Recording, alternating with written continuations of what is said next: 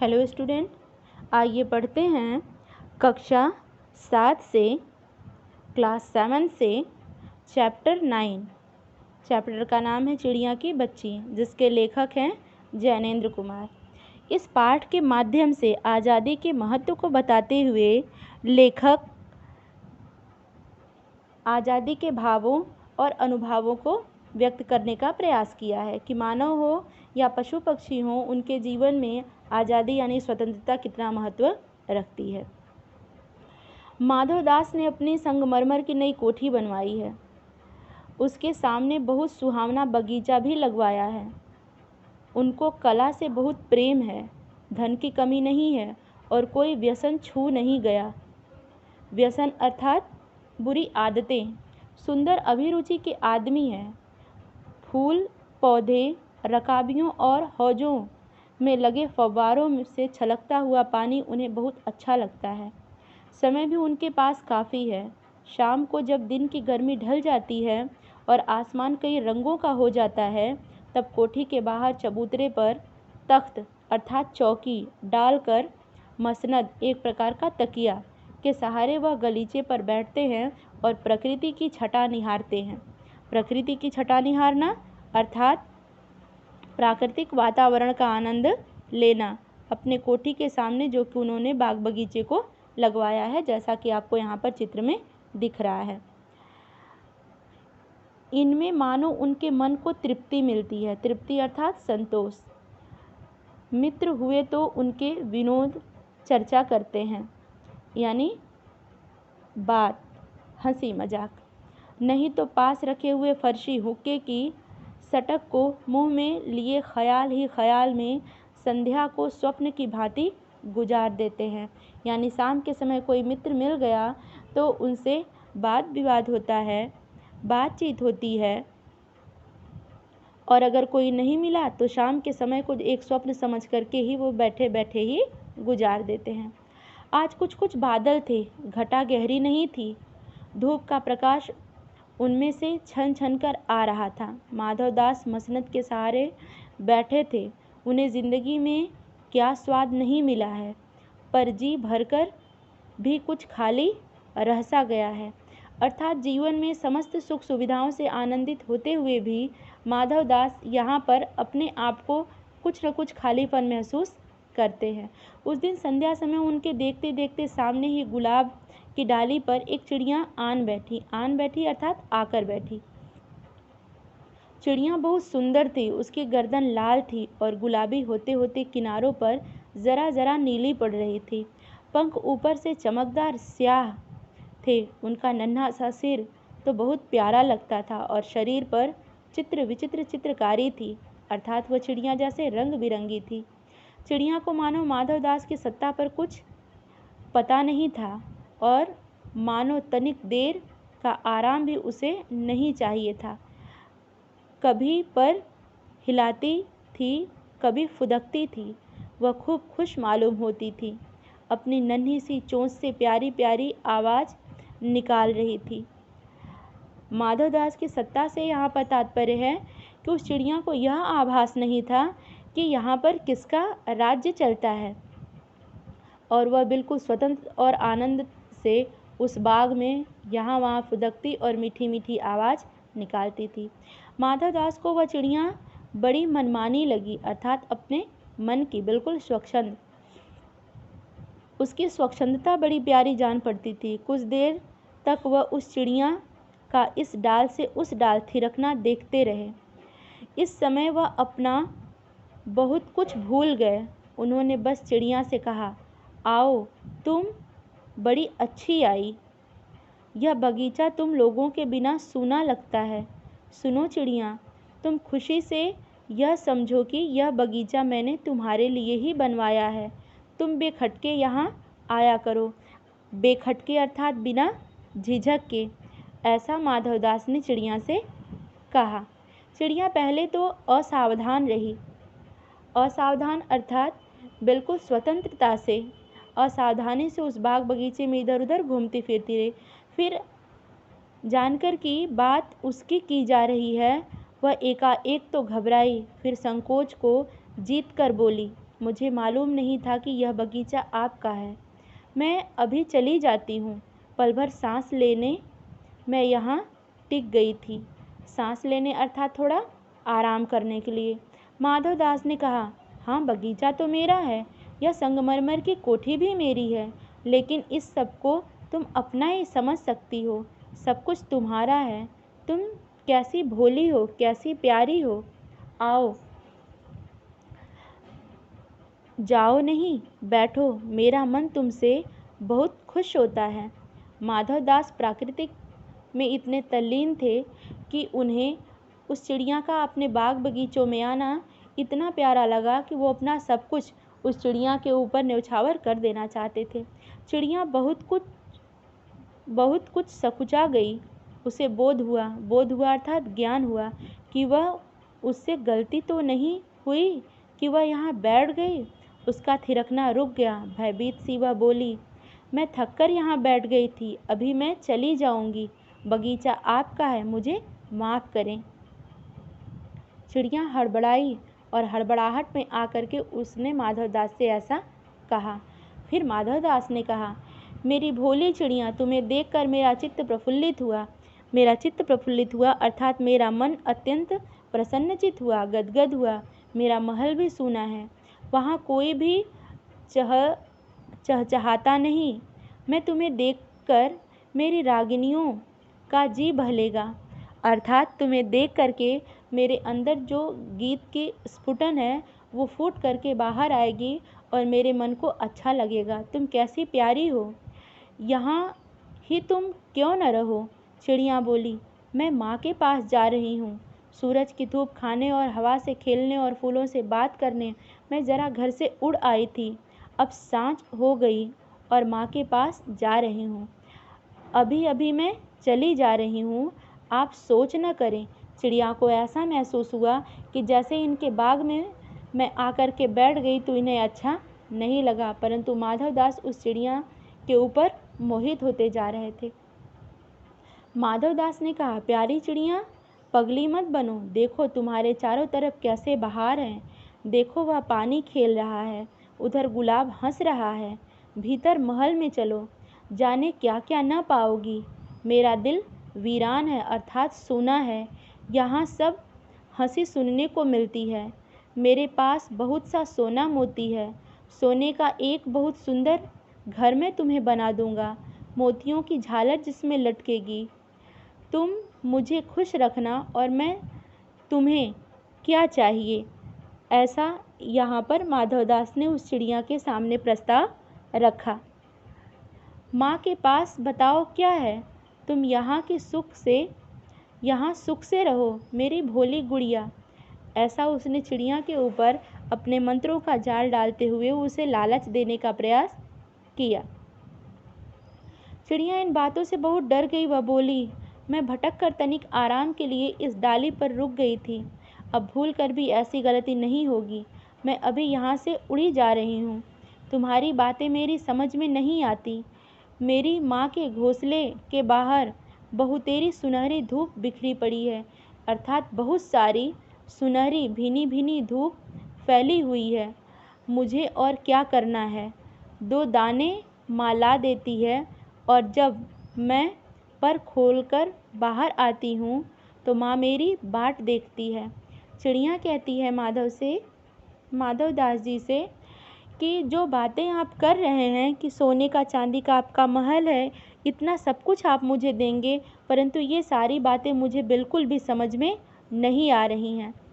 मैं थोड़ा घूमने टहलने के लिए अपने माँ के घोंसले से निकलकर बाहर आ गई थी और अगर मैं वहाँ से निकलकर बाहर आ जाती हूँ तो माँ मेरी बाट देखना अर्थात रास्ता देखती है।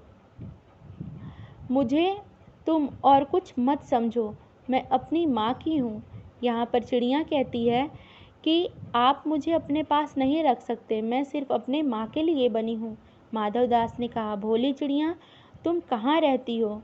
तुम मुझे नहीं जानती हो। चिड़िया, मैं माँ को जानती हूँ, भाई को जानती हूँ, सूरज को और उसकी धूप को जानती हूँ, घास पानी और फूल को जानती हूँ। महामान्य, तुम कौन हो, मैं तुम्हें नहीं जानती।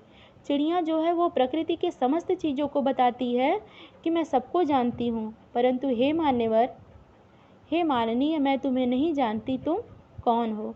माधवदास, तुम भोली हो चिड़िया, तुमने मुझे नहीं जाना, तब तुमने कुछ नहीं जाना। मैं ही तो हूँ सेठ माधवदास। मेरे पास क्या नहीं है, जो मांगो मैं वही दे सकता हूँ चिड़िया, पर मेरी तो छोटी सी जात है, अर्थात मैं बिल्कुल छोटी सी हूँ। आपके पास सब कुछ है, तब मुझे जाने दीजिए। माधवदास, चिड़िया तू निरी अनजान है, यानी बिल्कुल ही अनजान है। मुझे खुश करेगी तो तुझे मालामाल कर सकता हूँ। चिड़िया, तुम सेठ हो, मैं नहीं जानती सेठ क्या होता है, पर सेठ कोई बड़ी बात होती होगी। मैं अनसमझ ठहरी, यानी मुझ में उतनी समझ नहीं है। माँ मुझे बहुत प्यार करती है, वह मेरी राह देखती होगी। मालामाल होकर क्या होऊंगी मैं नहीं जानती। मालामाल किसे कहते हैं? क्या मुझे वह तुम्हारा मालामाल होना चाहिए? सेठ, अरे चिड़िया, तुझे बुद्धि नहीं है, तू सोना नहीं जानती? सोना उसी की जगत को तृष्णा है। यहाँ पर माधवदास कहते हैं चिड़िया से, अपने मन के भावों को व्यक्त करते हुए, कि तू स्वर्ण मुद्राओं को नहीं जानती, स्वर्ण को नहीं जानती, ये सारे जगत को, सारे संसार को सिर्फ उसी की तृष्णा अर्थात प्यास है। वह सोना मेरे पास ढेर का ढेर है। तेरा घर समूचा सोने का होगा, तेरा पिंजरा बनवाऊंगा कि वहीं दुनिया में न होगा, ऐसा कि तू देखती रह जाए। तू उसके भीतर थिरक फुदक कर मुझे खुश करियो, तेरा भाग्य बहुत खुल जाएगा। तेरे पानी पीने की कटोरी सोने की होगी। चिड़िया सोच में पड़ गई, वह सोना क्या चीज़ होती है? सेठ, तू क्या जानेगी, तू चिड़िया जो है। सोने का मूल्य सीखने के लिए तुझे बहुत सीखना है। यह सब जान ले कि सेठ माधवदास तुझसे बात कर रहा है, इससे मैं बात तक नहीं कर लेता हूँ, उसकी किस्मत खुल जाती है। माधवदास अपने अहंकार में आकर के उस चिड़िया को लालच देते हैं और उससे कहते हैं कि मैं जिससे बात कर लेता हूँ उसकी किस्मत ही खुल जाती है। मेरी कोठियों पर कोठियाँ हैं, बगीचों पर बगीचे हैं। वह चिड़िया को अपने धन वैभव का लालच देने लगते हैं और उससे वार्तालाप करने लगते हैं। दास दासियों की संख्या नहीं है, पर तुझसे मेरा चित्त प्रसन्न हुआ, ऐसा वरदान कब किसी को मिलता है। री चिड़िया, तू इस बात को समझती क्यों नहीं?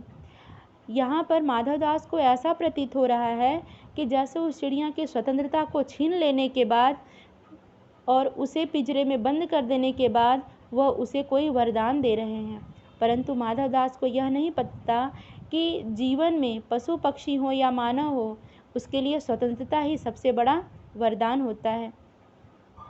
चिड़िया, सेठ मैं नादान हूँ, मैं कुछ समझती नहीं, पर मुझे देर हो रही है। माँ मेरी बाट देख रही होगी, अर्थात मेरा रास्ता देख रही होगी, मेरी राह देख रही होगी। सेठ, ठहर ठहर, इस अपने पास के फूल को तूने देखा? यह एक है, ऐसे अनगिनत फूल हैं, ऐसे अनगिनत जिनकी गणना न की जा सके, यानी जिन्हें गिना न जा सके। फूल मेरे बगीचे में है, वो भांति भांति के रंग के हैं, भांति भांति यानी विभिन्न प्रकार के, अलग अलग तरह के उनकी खुशबू है। चिड़िया, तैने मेरा चित्त प्रसन्न किया, अर्थात तूने हम मेरा मन प्रसन्न किया, और वे सब फूल तेरे लिए खिला करेंगे। यहाँ घोंसले में तेरी माँ है, पर माँ क्या है इस बहार के सामने? तेरी माँ क्या है? यहाँ पर माधवदास जो हैं प्राकृतिक सौंदर्य को देखते हुए, अपने धन वैभव का लालच देखते हुए, उनके सामने माँ को भी वो छोटा बताते हैं। यहाँ तेरे घोंसले में कुछ भी तो नहीं है, तू अपने को नहीं देखती, कैसी सुंदर तेरी गर्दन, कैसी रंगीन देह, तू अपने मूल्य को क्यों नहीं देखती? मैं तुझे सोने से मढ़कर तेरे मूल्य को चमका दूंगा। तैने मेरे चित्त को प्रसन्न किया, तू मत जा, यहीं रह। चिड़िया सेठ से अपने को नहीं जानती, इतना जानती हूँ कि माँ मेरी है और मुझे यहाँ देर हो रही है। सेठ मुझे रात मत करो, रात में अंधेरा बहुत हो जाता है और मैं राह भूल जाऊंगी। ऐसा चिड़िया ने सेठ से कहा, क्योंकि सेठ की बातों का उसके माँ के प्यार के आगे कोई भी उसके ऊपर प्रभाव नहीं पड़ा था।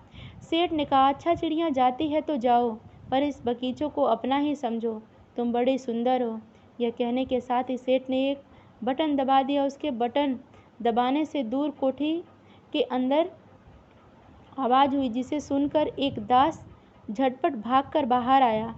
यह सब क्षण भर में हो गया और चिड़िया कुछ भी नहीं समझी।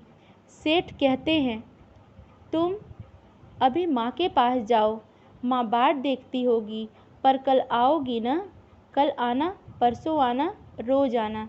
यह कहते कहते दास को सेठ ने इशारा कर दिया और कहा वह चिड़िया को पकड़ने के जतन में लग जाए। जतन अर्थात उपाय में। सेठ कहते रहे, सच तुम बड़ी सुंदर लगती हो। तुम्हारे भाई बहन हैं? कितने भाई बहन हैं?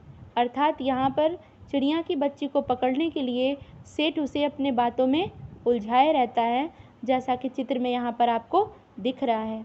चिड़िया, 2 बहन 1 भाई, पर मुझे देर हो रही है। हाँ हाँ जाना है, हाँ हाँ जाना, अभी तो उजेला है अर्थात उजाला है। 2 बहन 1 भाई हैं, बड़ी अच्छी बात है। पर चिड़िया के मन के भीतर जाने क्यों चैन नहीं था, अर्थात पता नहीं क्यों उसे आराम नहीं था। एक अनजाना सा डर उसे भीतर ही भीतर घेरे हुए था। वह चौकन्नी हो गई। चौकन्नी अर्थात चौकस, यानी सावधान, चारों तरफ देखती थी। उसने कहा, सेठ मुझे देर हो रही है। सेठ ने कहा, देर अभी कहाँ, अभी उजेला है। मेरी प्यारी चिड़िया, तुम अपने घर का इतने और हाल सुनाओ, भय मत करो। चिड़िया ने कहा, सेठ मुझे डर लगता है, माँ मेरी दूर है, रात हो जाएगी तो राह नहीं सूझेगी, अर्थात राह मुझे समझ में नहीं आएगी। इतने में चिड़िया को बोध हुआ अर्थात ज्ञान हुआ कि जैसे एक कठोर स्पर्श उसके देह को छू गया। वह चीख देकर चिचियाई और एकदम उड़ी। नौकर के फैले हुए पंजों में वह आकर भी नहीं आ सकी। तब वह उड़ती हुई एक सांस में माँ के पास आई और माँ की गोद में गिरकर सुबकने लगी अर्थात रोने लगी। ओ माँ, ओ माँ। माँ ने बच्ची को छाती से चिपकाकर पूछा अर्थात सीने से लगा लिया, क्या है मेरी बच्ची, क्या है? पर बच्ची कांप कांप कर माँ की छाती से और चिपक गई। बोली, कुछ नहीं, बस सुबकती रही। माँ, ओ माँ। बड़ी देर में उसे ढाढ़स बंधा। तब वह पलक मीच अर्थात आँखें को थोड़ा सा मसल कर छाती में से चिपक कर सोई और अब पलक न खोलेगी। अर्थात संसार का कितना भी बड़ा धन दौलत हो, परंतु किसी स्वतंत्रता को खरीदने का उसका मोल नहीं हो सकता। संसार में माँ के प्यार से बड़ा, उसके आंचल के छाया से बड़ा कोई सुख नहीं हो सकता।